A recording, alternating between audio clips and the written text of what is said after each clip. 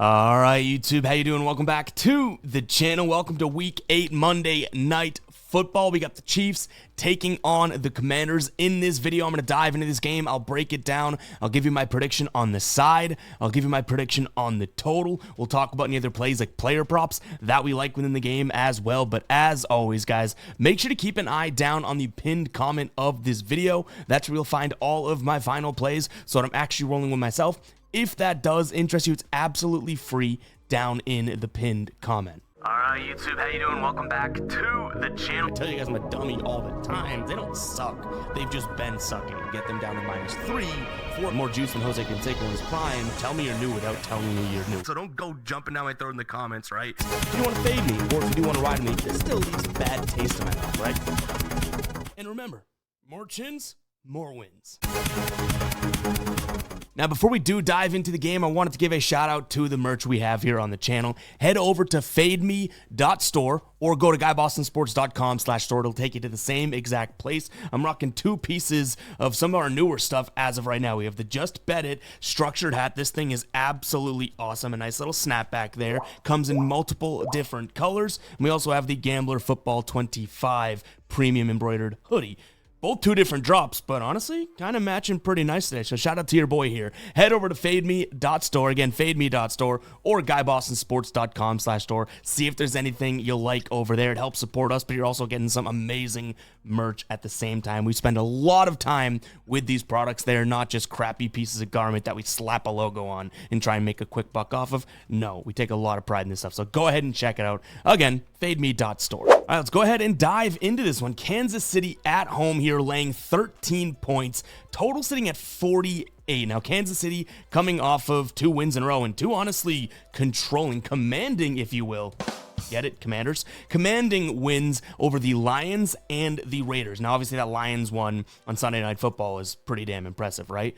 Washington coming into this one now 3-4. They're coming off 2 straight losses. One to Chicago and then one last week against Dallas, in which they kind of got their doors blown off, right? They allowed 44 points to Dallas there. So, yeah, you got 2 teams trending in different situations in different directions here. Not exactly the best look. In terms of what we have from an injury standpoint, yeah, it gets worse for Washington here, right? Jaden Daniels is out of this one, so we're going to see Marcus Mariota at the quarterback position.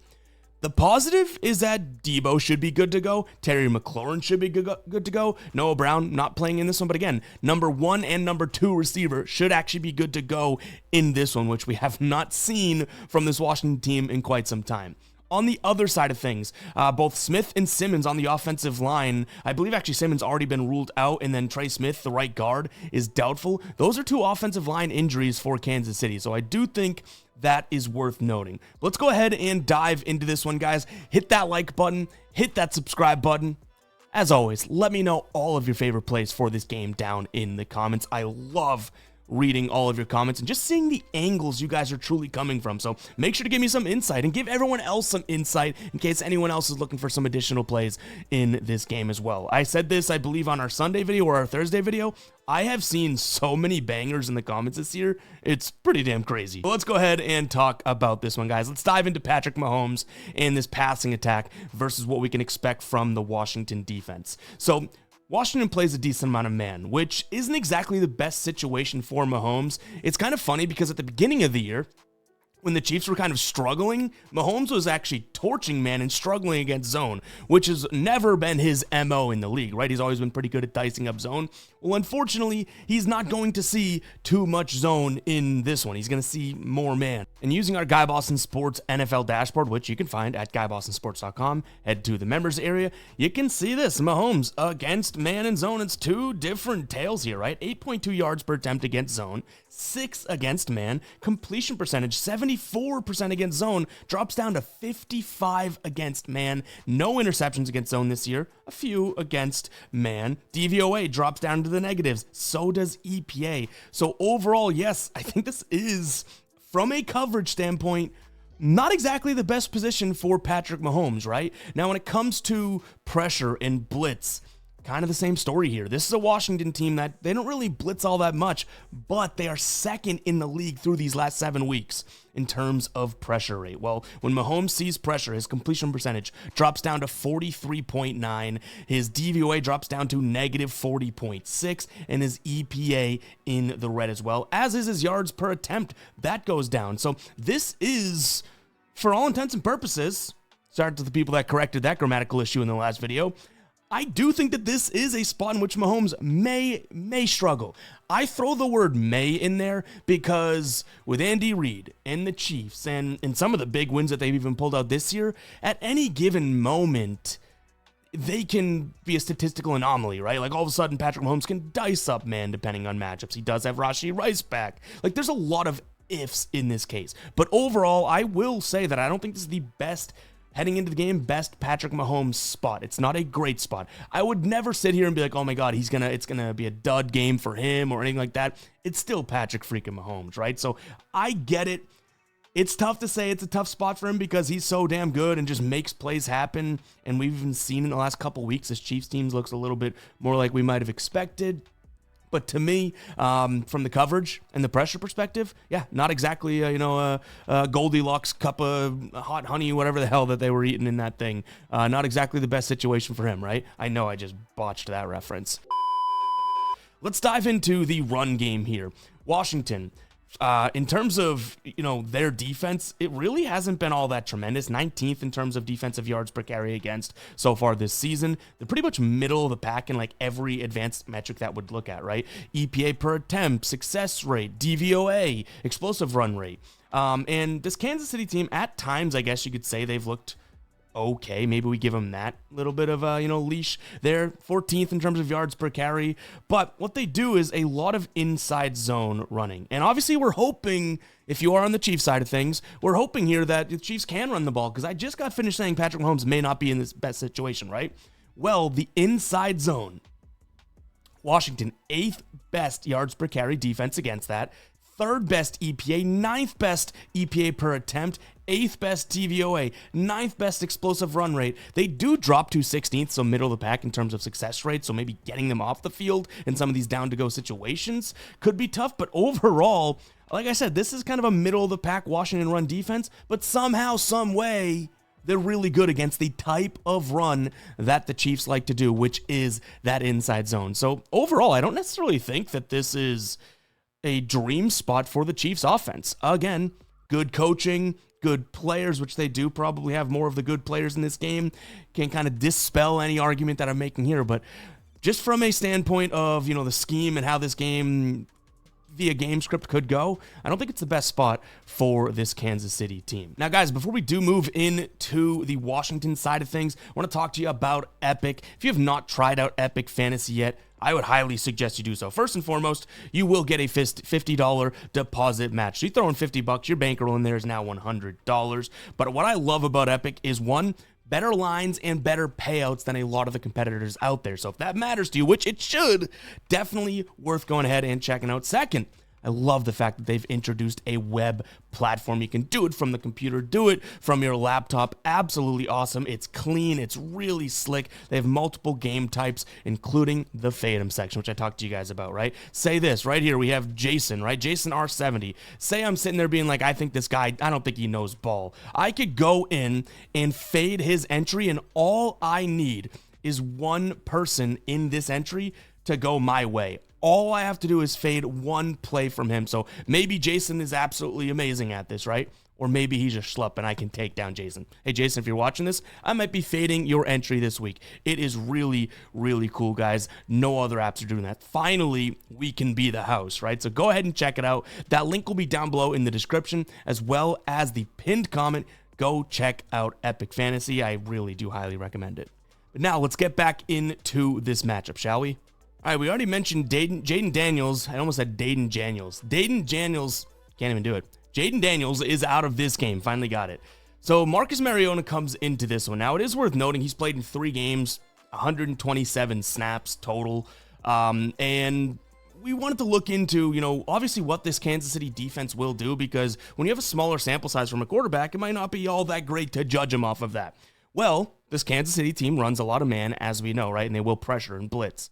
95 out of those 127 have been against man. So I do think, at least from the percentage of, what we've seen out of him and what he's gone up against, we do have some decent numbers to go off of, right? So I do think that, it's worth noting and worth mentioning that, yeah, Marcus Mariota is going to see man, and we actually do have a decent amount of statistical data and statistical pool here of numbers to go off of, which isn't, by the way, good for Marcus Mariota. Yards per attempt goes down, completion percentage down to 52.2, interception rate at 4.3, DVOA 3.2, and EPA 1.8. He's better against zone in all those, but again, we don't have much zone data from him. Luckily, we do have man, and it doesn't look all that great. Now, from a pressure and blitz standpoint, some of his advanced numbers do go up against the blitz, yards per attempt, DVOA, and EPA, but completion percentage, 56%.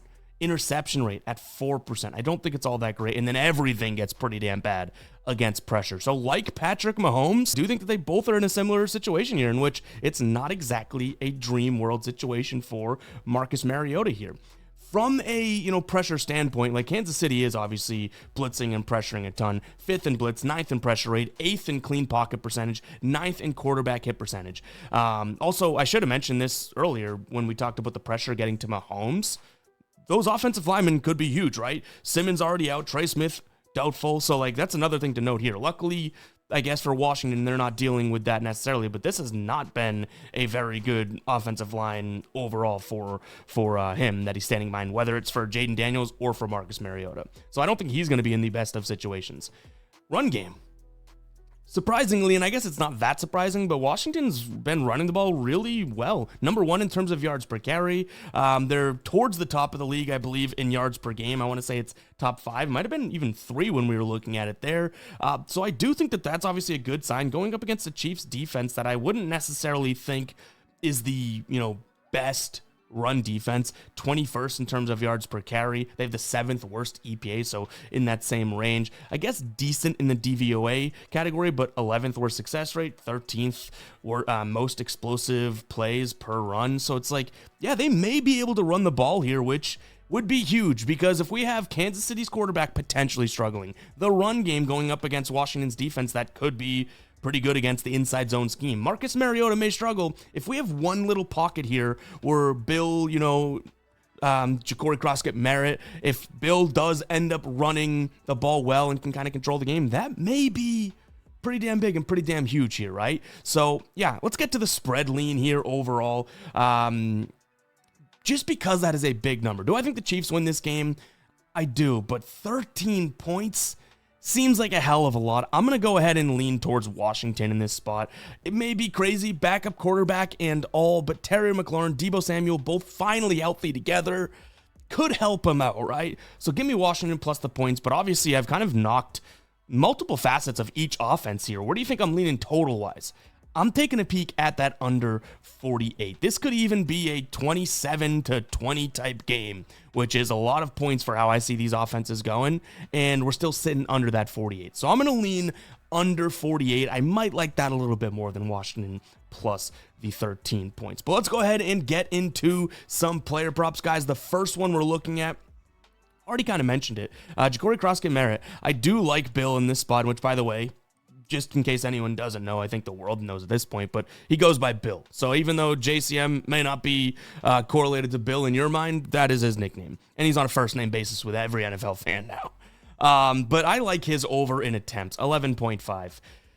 Rushing yards, not exactly against, but this Chiefs defense has really held some big names to not many yards, right? Aston Genty, Montgomery, Gibbs, ETN, Derrick Henry. At the beginning of the year when they were struggling, Scatabo, Justice Hill, Tyron Tracy, sure, but I don't love the yards. Now, even from a rushing attempts perspective, we still have really, really spotty, success rates here. But my biggest thing, and what I do want to stress, is that this is the one sort of pocket or facet or piece of the game script, at least the way I envision it going, that kind of checked out, right? Washington, decent on the ground so far this year, now going up against Kansas City, who does struggle to stop the run at times, right? Now, again, they've stopped some big names and big names worth noting from a yards perspective, but if this is even working a little bit in Washington's favor, I do like the idea. Last 3 games too, 14, 17, 13. If it's working even a little bit in their favor, I do like the idea of them saying, hey, take the ball and go, right?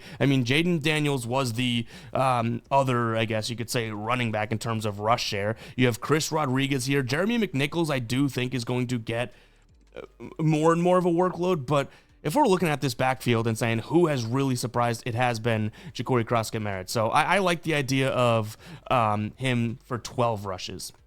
Now, we talked about Kansas City. They're going to blitz. They're going to play man. Well, Deebo Samuel does kind of own the target share. Now, obviously, this is a lot of Terry McLaurin being out, weighted and skewed data. I get that, but he does own the target share against against pressure, which I do like here. And for plus 102 for him to catch the ball 5 times doesn't look all that bad to me. He's averaging 5.6 on the season. Him head to head against the Chiefs, not exactly all that great, but hey, this is an old team, and we don't need to focus too much on it, but I will acknowledge it, right? He's hit it in 4 of 6 games, and what I do like I said, he should have a decent amount of the targets. Now, Zach Ertz was someone that I considered, but Zach Ertz, in terms of his route development this year, they've taken a little bit longer. So if, we have Mariota, who's already going to sit there being like, oh crap, I'm the backup quarterback, got to get this thing out quick, and he is capable, I think Deebo could be the look here. For receptions, not exactly yards. I don't mind his yards, but I like his receptions because it is plus money. Now, why is the plus money important? Well, this Chiefs team is one of the better teams at defending the slot slot wide receiver position, and Deebo plays out of the slot a ton. With Terry McLaurin coming back, I expect him to play out of the slot even more. I want this for plus money or nothing in a sense because, again, these Chiefs are very good when it comes to defending the slot, which I envision Deebo playing in. Now, receptions allowed, kind of middle of the pack there, and you can even see receptions to opposing players. They have allowed plenty of receivers this year to catch the ball on them, right? You see Amon-Ra, a slot guy at 9 catches there. Travis Hunter hit his over with 3. There's just a few other guys here. Zay Flowers, another guy that does actually, surprisingly this year, had played out of the slot. Now, this is earlier in the year, 7 catches. I like the idea of Deebo, especially because they might craft up some plays to get him a screen pass or something like that. Let's flip over now to the Chiefs. We have 2 Chiefs plays. Juju, over 14.5 receiving yards. Now, obviously, Rashee Rice coming back. This is a spot in which he gets knocked, but hey, he did it last week. And what I liked is, in terms of when they see man and when they also see pressure and looking out of the slot, so all 3, the trifecta, Juju actually kind of dominates. He's favored out of the slot position in terms of, weighing their target percentage and whatnot from Mahomes when against man, against pressure, and he is in the slot. So if all 3 of those things align, which again, it's going to come down to how much he plays, I do think that this could be a good enough spot for him. Again, 15 yards, that could be 1 catch if he kind of breaks one. We don't have to spend too much time on that. Washington, obviously not all that great against wide receivers. You can see here a bunch of receivers. That was in the Dallas game they hit. But just on the season, a bunch of Dallas guys have hit. By the way, guys, this is Outlier. If you want to check out this tool, link down in the description. It's going to give you a 7-day free trial. This is a spot in which I'm definitely taking a peek at. Right here, Xavier Worthy. Receptions as well as his receiving yards. You can get him at 40 plus right now over on DK for some value. Everywhere else, that's really juiced. I don't mind him, over 44.5 either. Similar to Juju, the man, the pressure, the out of the slot plays should be pretty good here. The biggest reason I like him more than Juju, obviously we're paying a price in terms of the line, is that he actually played a decent amount of snaps with Rashee Rice and everything like that. So Juju workload shrunk. Xavier Worthy obviously isn't going to get as many targets. He's not going to, play as much with another wide receiver coming back, and honestly, their wide receiver number 1, but he's still a major part of their offense. I do like the idea of his yards, even though I think he's going to get targeted a decent amount. I like the idea of his yards because this is still a player, let's not forget, that absolutely flies. He could catch a deep one, or he can catch a nice little out route or a screen pass or something and just take it and run with it. So I do like the idea of him and his yards and receptions. We may split something and toss it in on there. But guys, that is going to wrap it up for today's show. Hopefully you guys did enjoy. If you did, go ahead, hit that like button, hit that subscribe button. I'm really excited for this game because I do want to see how they operate. There's like a few different pieces, and we mentioned it. The run game from Washington. Oh, the struggle that could be of Mahomes, right? The slot receiver stuff. I want to see, because there's a lot of little things that jumped out to me. So it's not like they're like, rah, but a lot of little things that jumped out to me. I want to see if we were kind of spot on here. So I'm very excited for this game. Make sure to, again, hit that like button, hit that subscribe button. Hopefully you share my excitement. To recap here, Washington plus the points, the under. I like Bill, his over in attempts. Juju's receptions or yards, actually. I like the yards more. Xavier Worthy, yards and receptions, and then Debo receptions if you can get it for plus money. That's all for me. We'll catch you guys in the next one, all right? Peace out.